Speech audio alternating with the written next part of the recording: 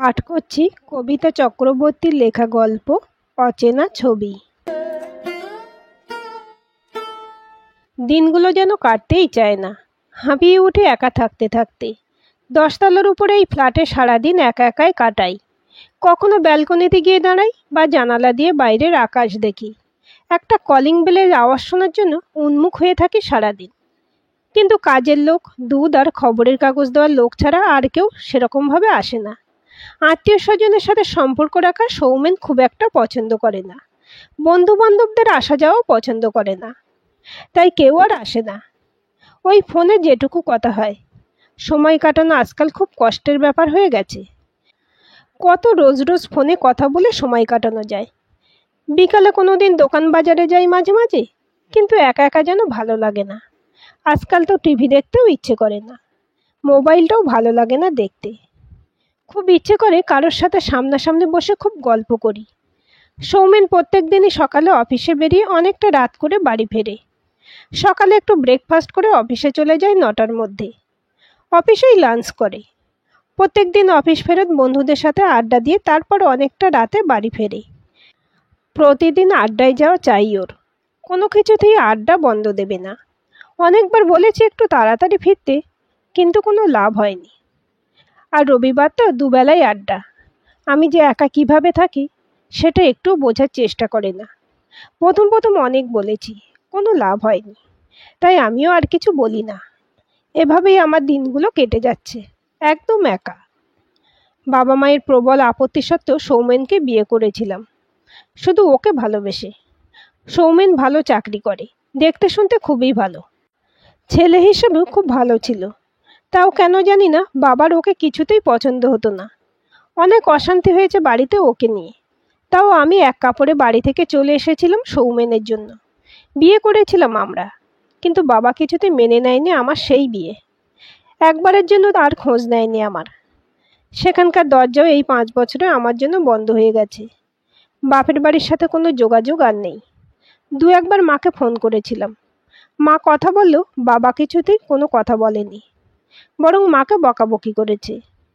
আর একবার ফোন করেছিলাম, কিন্তু আমার গলা শুনে বাবা সাথে সাথেই ফোন নামিয়ে রেখেছিল।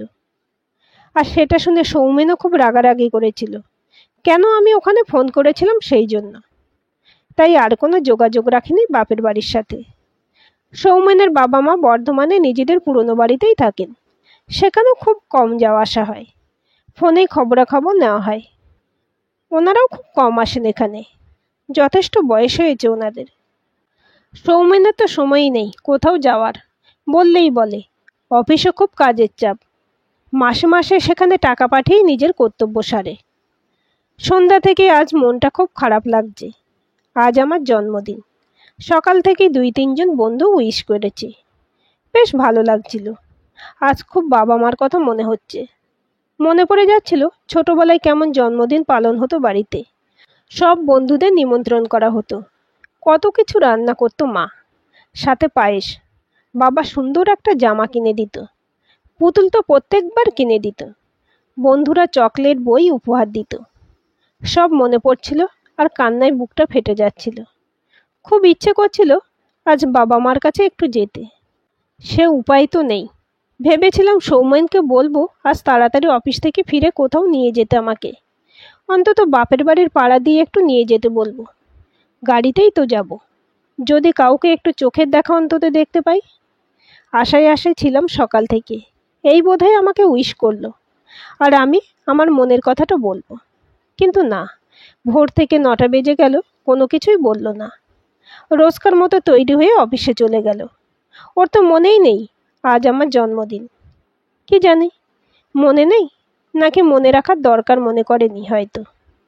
কত কিছুই ভেবেছিলাম, সব মনেই রয়ে গেল। অথচ বিয়ের আগে এই দিনটা সৌমেন কত সুন্দর করে পালন করত। জন্মদিনের আগের দিন রাত 12টা বাজলেই সৌমেনের মেসেজ আসতো। কত ভালোবাসার কথা থাকতো তাতে। পরদিন কত প্রোগ্রাম সাজিয়ে রাখতো সৌমেন। সিনেমা দেখা, গঙ্গার ধারে ঘোরা, রেস্টুরেন্টে খাওয়া, সাথে কত উপহার। বিয়ের পরের বছর পর্যন্ত সব একই ছিল। তারপর থেকে কি যে হলো, যত দিন যেতে লাগলো সৌমেন বদলে যেতে থাকলো। এখন তো আমার কাছ থেকে বাইরে থাকতেই ওর বেশি ভালো লাগে। আমাকে যেন সহ্যই করতে পারে না।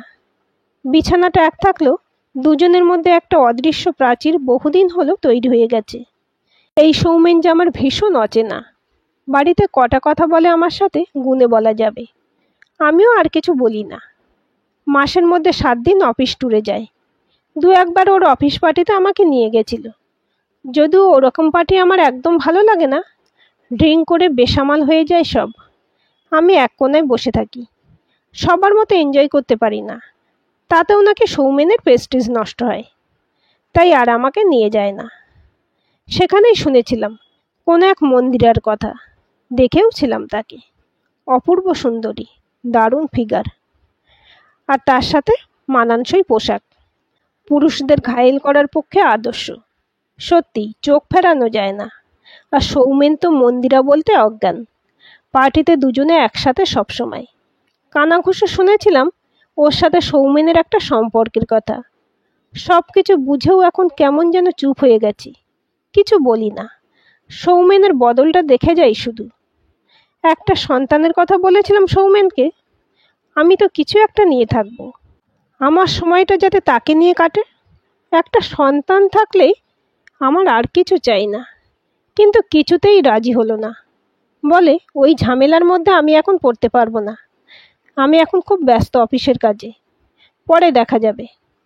সন্তান যে ঝামেলা হয় শুনে আর দ্বিতীয়বার কিছু বলিনি। সময় কাটানোর জন্য 2-1জন বন্ধুকে ফোন করলাম। সৌমেনকেও ফোন করলাম। ব্যস্ত আছে দেখলাম। দ্বিতীয়বার ফোন করলে কিছু বলার আগেই কেমন রাগ করে বলল, ব্যস্ত আছি বলে ফোন কেটে দিল। মনটা আরও খারাপ হয়ে গেল। কি করব বুঝতে পারছিলাম না। দেওয়াল আলমারিটা খুলে তাক থেকে অ্যালবামগুলো বের করলাম। বেশ কয়েকটা অ্যালবাম। বিয়ের পর বেড়াতে গিয়েছিলাম সেই ছবির একটা অ্যালবাম। কি সুন্দর কেটেছিল গোয়ার সেই দিনগুলো। বন্ধুদের সাথে মন্দিরে গিয়ে বিয়ে করা, ছোট করে বৌভাতের অনুষ্ঠানের ছবির আর একটা অ্যালবাম। সৌমেনের বাড়ির লোকের একটা অ্যালবাম। ছোট সৌমেন কি সুন্দর দেখতে ছিল ছোটবেলায়। এখন যদিও আরও সুন্দর। সব অ্যালবামগুলো দেখতে দেখতে কোথা দিয়ে সময় কেটে যাচ্ছিল। খুব ভালো লাগছিল। ঘড়ির দিকে তাকিয়ে দেখলাম সৌমেনের ফিরতে এখনও ঘন্টাখানেক দেরি। শেষ অ্যালবামটা হাতে নিয়ে মনটা খুশিতে ভরে উঠল। এটাতে আমার আর সৌমেনের বিয়ের আগের তোলা ছবি সব। সৌমেন যখন প্রথম ক্যামেরা কিনেছিল তখন আমাকে গঙ্গার ধারের পার্কটাতে নিয়ে গিয়ে একটা রিল পুরোটাই আমার ছবি তুলেছিল। দুজনের ছবিও ছিল 2-4টে। কি আনন্দ হয়েছিল সেদিন। তারপর সেই ছবিগুলো একটা অ্যালবামের মধ্যে রেখে প্রত্যেকটার নিচে একটা একটা করে মন্তব্য লিখেছিল।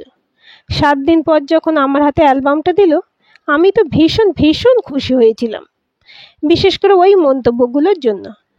কোনো ছবির নিচে লেখা আমার প্রাণ, কোনো ছবির নিচে লেখা আমার ভালোবাসা, দুজনের একটা ছবির নিচে লেখা সারা জীবন এভাবেই ভালোবাসবো, আর একটাই লেখা সারা জীবন কোনো দুঃখকে তোমার কাছে আসতে দেব না। আমার হাসি মুখের ছবিটার নিচে লেখা এই হাসির জন্যই এত ভালোবাসি তোমাকে, সব সময় হাসি মুখে দেখতে চাই। একটা ছবিতে শুধুই আমার দুটো চোখ, তার নিচে লেখা এই চোখে কখনোই জল দেখতে পারবো না। আরও কত কত ভালোবাসার কথা লেখা। খুঁটিয়ে খুঁটিয়ে দেখতে লাগলাম ছবিগুলো। ফিরে গেলাম আবার সেই সব দিনে। কলিং বেলের আওয়াজে সম্বিত ফিরল। অ্যালবামগুলো ঠিক করে রেখে দরজাটা খুলতে একটু দেরি হলো। দরজা খুলতে যাচ্ছে তাই গালাগালি করতে করতে সৌমেন ঘরে ঢুকলো টলতে টলতে। ঘরটা মদের গন্ধে ভরে গেল। লেডিস পারফিউমের গন্ধটাও পেলাম, যেটা রোজই পাই। এত দেরি হলো কেন খুলতে? কি করছিলে এতক্ষণ? কোনো তো কাজ নেই, সারাদিন তো ঘরে বসে শুধু খাওয়া আর শোয়া। রোজগার তো করতে হয় না?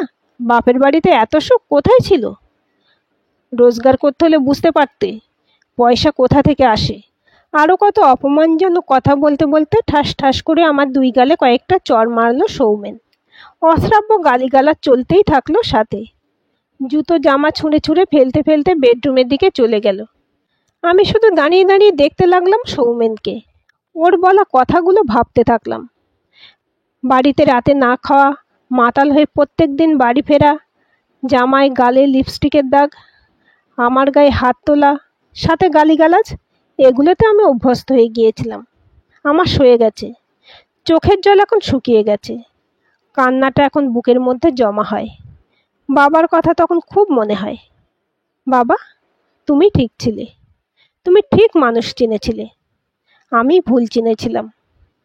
মাঝে মাঝেই এই অসম্মানের জীবন থেকে বেরিয়ে যাওয়ার কথা মাথায় আসে, সাথে বাবা মার সেই আপত্তির কথাগুলো।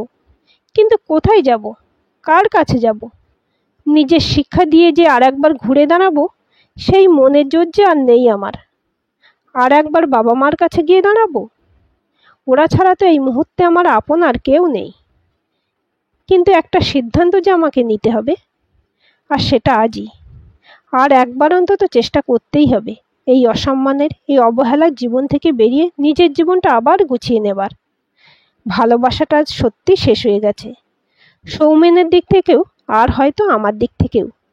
এই সৌমেনকে যে আমি ভালোবাসিনি, এই অচেনা সৌমেন আমার না, আমার আগের সৌমেন হারিয়ে গেছে। সৌমেন নেশার ঘুরে ঘুমিয়ে পড়েছে। বাড়িতে একটা ফোন করলাম, এবার বাবা ধরল। শুধু একটা কথাই বললাম, আমি ফিরে আসছি বাবা, তোমাদের কাছে, সব কিছু ছেড়ে। ওদিক থেকে কোনো কথা বলল না বাবা, কিন্তু ফোনটাও কেটে দিল না।